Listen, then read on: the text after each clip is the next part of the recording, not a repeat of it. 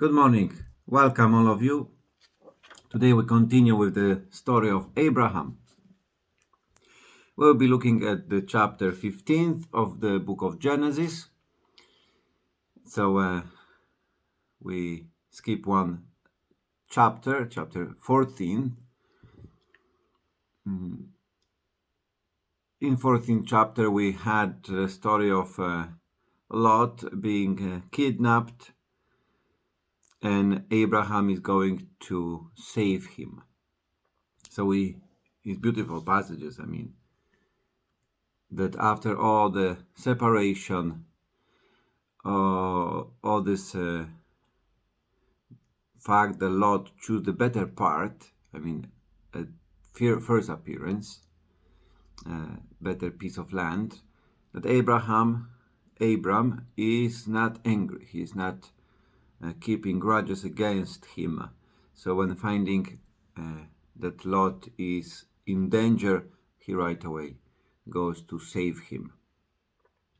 And that story proves as well that something what appear at first glance as something very beautiful and easy and nice, it is really becoming the source of a problem. So it's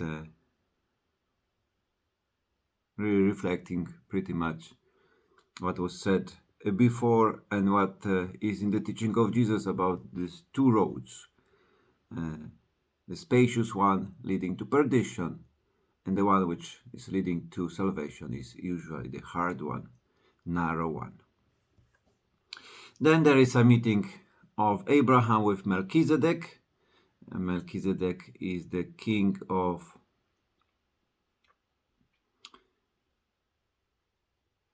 Salem,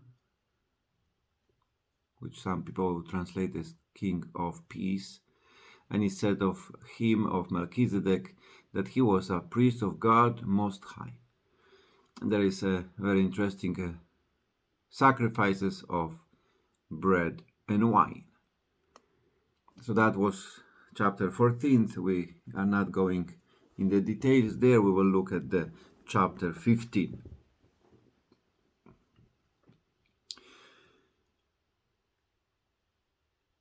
Sometime later, the word of the Lord came to Abram in a vision. Do not be afraid, Abram. I am your shield, and shall give you a very great reward.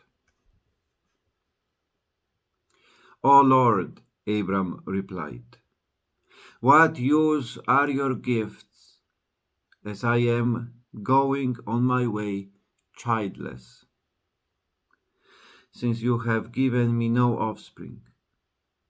Abraham continued, a member of my household will be my heir. Then Yahweh's word came to him in reply, such a one will not be your heir. No, your heir will be the issue of your own body. Then taking him outside, he said, look up at the sky and count the stars if you can, just as you will your descendants be. He told him. Abram put his faith in the Lord, and this was reckoned to him as uprightness. The word of the Lord. Thanks be to God. So that's the first part of chapter 15, is starting with this word sometime later, which is of course referring what happened in the chapter 14. But it's amazing to see, despite my poor reading of this passage, but these emotions there. This is this honest dialogue. Abram, it is so authentic in front of the Lord. He's not pretending to be very pious. He's not promising anything to the Lord. It is the Lord who comes. It is the Lord who speaks. Abraham is saying, like, what you can give me. But anyway, we'll come back to that. The Lord coming to the to Abraham. I mean, it showed that the initiative is on the side of God, that God is the one who comes. It is, for now, it is not said anything about Abraham looking for God. It is not Abraham doing something to please God. No, it is God who comes to help Abraham, to manifest to him that he is the God who is able to fulfill the desire of his heart. And the first words here are, do not be afraid. Fear not, as some would translate, but this is, we know very well that in many passages in the scriptures, when God appears to enter in a personal relation with a person, he starts with these words, do not be afraid. We can find these words, for example, in the story of Virgin Mary, when the angel of God come to her saying, do not be afraid. In the same words, the angels will announce to the shepherds in the fields. You can see this in the Gospel of Luke. We see also Jesus Christ when there was the story of walking on the water in the moment of storm. When the disciples were afraid, he said, do not be afraid, it is I. And many other places. Because when God comes, when person will have this encounter with God, will appear two things. First, the power of God, this overwhelming presence of God. And in the same time, it is revealed the weakness of a person, the smallness of a person.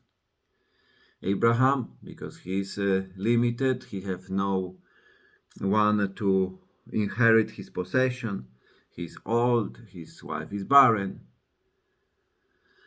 he is already journeying a little, he doesn't see the fulfillment, seems that he is discouraged. We see, in the story of Virgin Mary, she's a very young girl. In many of the prophets, they experience their own limitations. So for this reason, one of the first things the Lord, in order to seal this to reality, say, do not be afraid. Do not be afraid, because says the Lord that in some way saying, I am the guarantor of this promise.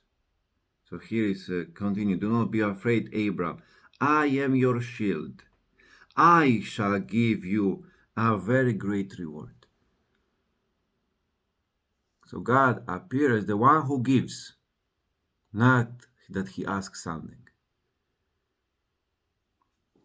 First, always the Lord comes, and it is his initiative, and he comes to give.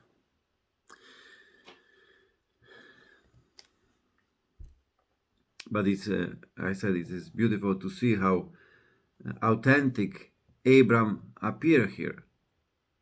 He's saying, what use are your gifts? Okay? God is coming saying, I will give you a great reward. Saying, but what you can give me?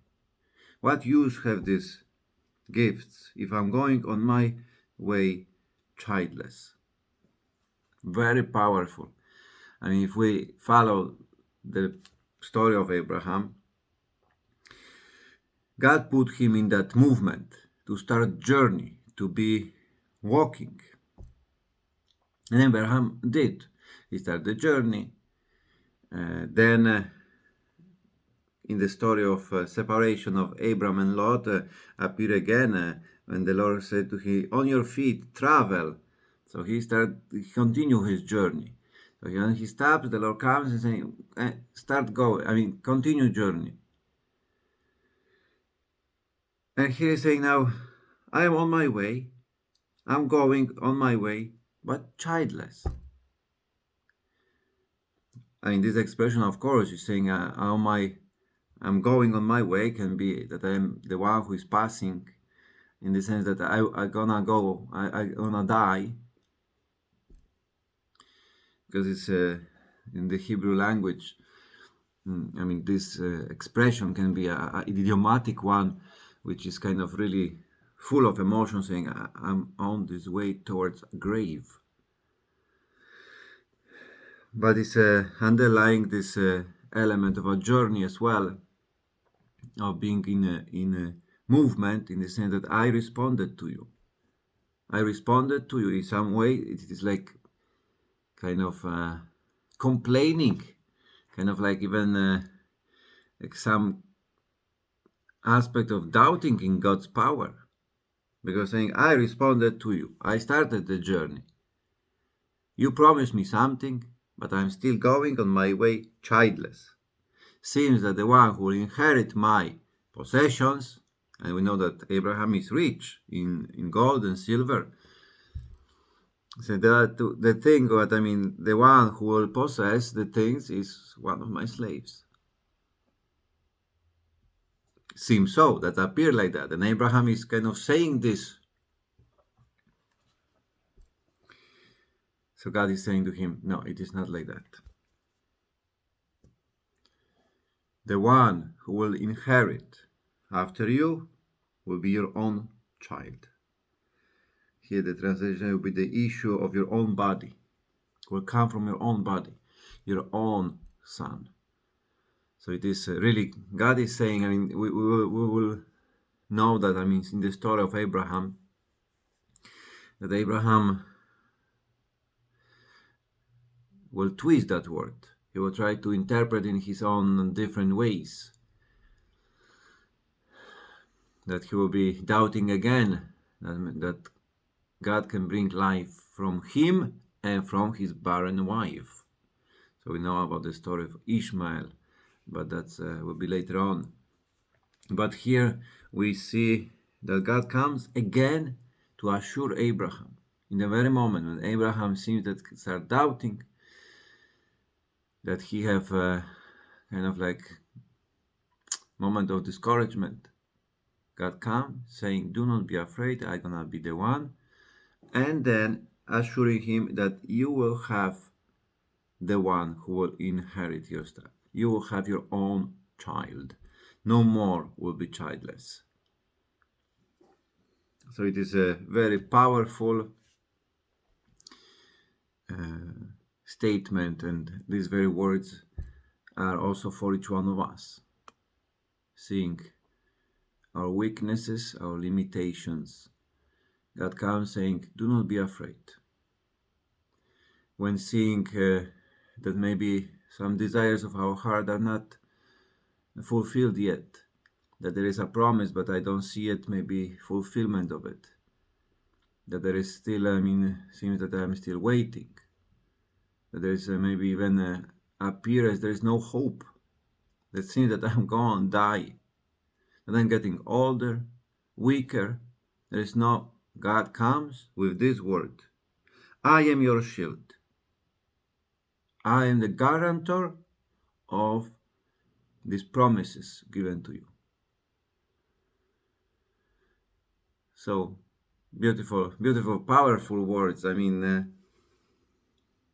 very limited way how I can express this.